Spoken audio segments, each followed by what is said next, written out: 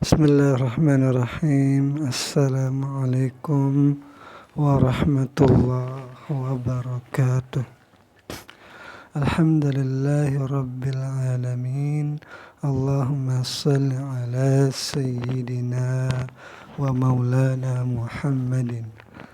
Teman-teman, adik-adik para pecinta kitab berbahasa Arab, alhamdulillah sekarang kita bisa belajar menggunakan kitab baru, yaitu kitab At-Tadhhib fi Adillati Matanil Ghayati wa Taqrib. Jadi ini adalah kitab matan takrib, tetapi menggunakan kitab tadhhib. Tadhhib ini adalah kitab yang mengumpulkan dalil-dalil yang dipakai oleh musannif matan takrib, baik dalilnya berupa dari Al-Quran maupun hadis. Jadi semua pendapat Syekh Abi Syuja di dalam matan takrib itu ada dalil-dalilnya. Nah, jadi kitab matan takrib ini adalah kitab yang membahas tentang dasar-dasar ilmu fikih bermadzhab Imam Syafi'i rahimahullah. Nah, jadi ini sangat cocok dipelajari di tempat-tempat atau di negara yang mayoritasnya itu adalah bermadzhab Syafi'i. Kebetulan di Indonesia kitab ini sangat-sangat terkenal. Kitab ini hampir semua pondok-pondok pesantren mengajarkan kepada anak-anak atau para santri yang baru belajar ilmu fikih. Nah, jadi kita sedikit perkenalan dulu tentang siapa musannif dari kedua kitab ini, yaitu kitab Tadhhib ini pengarangnya yaitu Syekh Raib Al-Bigha Ad-Dimashqi. Saya tidak tahu apakah Raib atau Daib, soalnya ada sumber lain namanya Daib juga. Dr. Mustafa Raib Al-Bigha.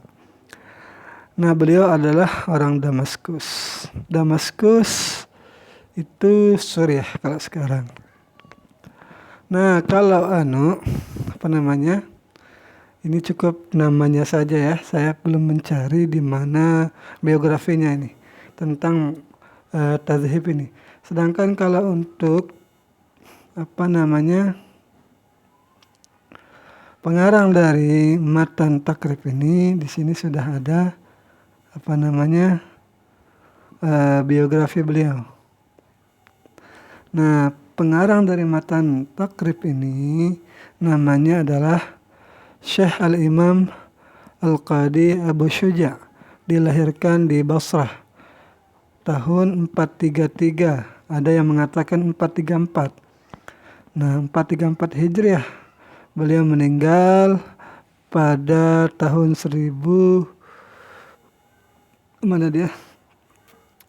pada tahun 593. Jadi sekitar 160 tahun usia beliau ketika meninggal dunia.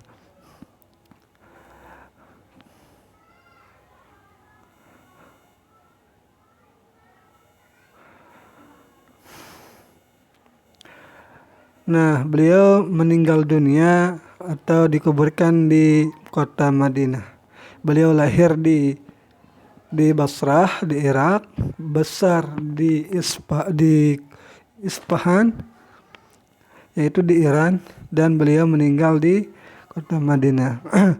Abu Syuja belajar dan mengajar fikih Imam Syafi'i di Basrah selama 40 tahun sebelum hijrah ke kota Madinah. Abu Syuja merupakan ulama ahli ibadah, saleh, taat, dan memiliki pengetahuan yang luas.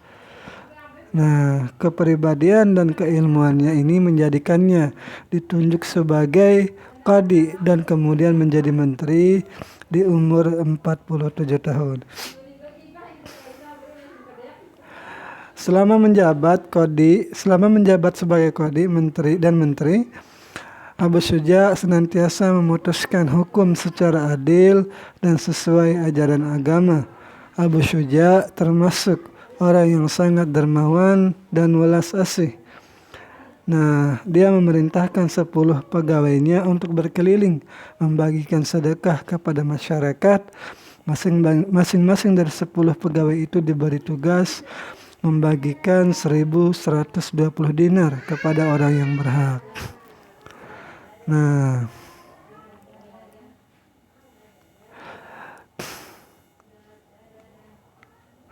setelah selesai mengemban amanah sebagai pejabat publik dalam bidang agama, Abu Syuja memilih jalan zuhud untuk meninggalkan kenikmatan duniawi. Beliau berhijrah ke Madinah dan menetap di Masjid Nabawi sebagai orang yang merawat Masjid Nabawi dan merapihkan tikar dan menyalakan lentera dan membersihkan masjid. Ya, sebagai marbot lah gitu. Dia juga merawat kamar atau hujrah Rasulullah. Abu Syuja juga menjalani pengabdiannya ini sebagai marbot ini sampai beliau meninggal dunia. Usia Abu Syuja itu sekitar 160 tahun. Di masa tuanya tidak ada satupun anggota tubuhnya yang mengalami cedera. Fisik tetap kuat. Orang-orang sering bertanya terkait hal itu. Lalu Abu Syuja menjawabnya, hafaznaha fis sugri fahafazahallahu fil kibri. Kami menjaganya anggota tubuh itu ketika masih kecil, maka Allah menjaganya ketika kami sudah tua. Nah, sedikit ini yang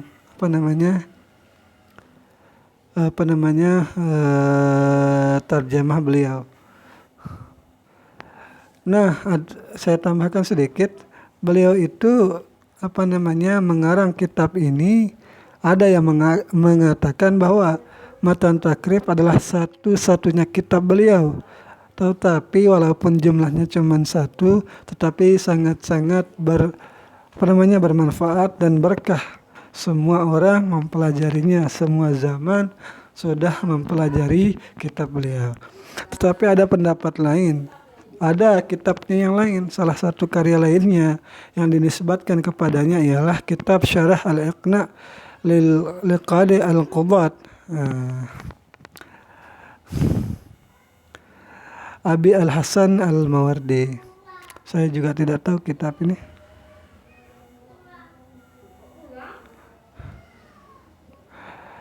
Memang bukan tergolong ulama yang produktif dalam menulis, namun karya bidang fikihnya tersebut telah menempati posisi yang paling unggul di kalangan ulama dan pelajar seantero dunia Islam. Nah, cukup perkenalan kita tentang musannif.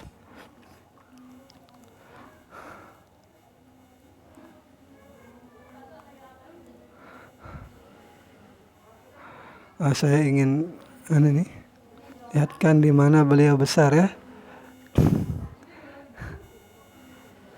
Beliau itu lahir di Basrah. Basrah itu ini Irak. Basrah itu ada di dekat Kuwait nih. Ini Basrah. Nah, di sebelah timur Irak ada negara namanya Iran. Ini dia Iran, Isfahan di sini. Di sini rumah kakek beliau. Di Basrah di sini tempat lahir beliau. Jadi posisi Irak dan Iran itu bertetangga. Dan posisi kota Madinah itu ada di sebelah selatan. Terus selatan ini kota Madinah Al-Munawwarah. Ini petanya ini. Jadi ini Arab Saudi. Ini Madinah, di sini kota Mekah. Ke utara ada Kuwait, ada Irak dan Iran. Ini namanya Teluk Persia ini. Teluk yang sebagai jalur ekspor impor minyak Arab. Nah, Jadi mari kita mulai. Bismillahirrahmanirrahim. Qala al-musannif rahimahullah, nafa'ana Allah ta'ala bi'ulumihi fid dharain, amin ya rabbal alamin. Alhamdulillahi rabbil alamin, wa sallallahu ala sayyidina Muhammadin an-nabiyyi wa ala wa alihi at-tahirin wa sahabatihi ajma'in. Tidak perlu saya terjemahkan ini. Qala al-Qadi, berkata Imam Qadi. Siapa Imam Qadi ini? Ini laqabnya Al-Qadi. Abu Syuja'in, kunyahnya Abu Syuja'. Kenapa dinamakan Abu Syuja', bapak yang pemberani? Karena beliau itu berani di dalam memutuskan perkara-perkara dengan tanpa takut diintervensi oleh pihak lain. Beliau memutuskan dengan selama yaitu sesuai dengan syariat, maka beliau akan putuskan. Ahmad, ini namanya Ahmad Ibnul Husain Ibn Ahmad al-Asfahani. Beliau nama aslinya Ahmad bin Husain bin Ahmad al-Asfahani rahimahullahu ta'ala. Al-Asfahani kan sudah tadi penjelasannya. Sa'alani ba'dul asdiqai, telah meminta akan aku. Siapa yang meminta? Ba'dul asdiqai, oleh sebagian teman-temanku. Sa'alani fi'il madi, nun wiqayah, ya damir mutasir atau damir mutakallim pada mahal nasab maf'ul sa'alani. Telah meminta akan aku. Siapa yang meminta? Ba'dul asdiqai, oleh sebagian sahabat-sahabatku. Ba'du fa'il sa'ala. Jadi sahabat-sahabatku di sini termasuk juga, maksudnya ini murid-murid beliau. Jadi beliau ini tas jalan tawaddu lah, memanggil murid-murid beliau itu sebagai sahabat-sahabat juga. Hafizahumullahu ta'ala, semoga Allah menjaga mereka, para sahabat-sahabatnya. Apa yang sahabat Syekh ini minta? An a'mala mukhtasaran, maf'ul sa'ala, maf'ul kedua, agar aku buatkan apa? Mukhtasaran, akan satu ringkasan. Mukhtasaran, apa arti mukhtasaran? Huwa ma qalla lafzuhu wa katsura ma'nahu. Jadi satu ringkasan itu apa artinya? Oh, mukhtasaran itu sesuatu yang sedikit lapasnya tetapi banyak maknanya.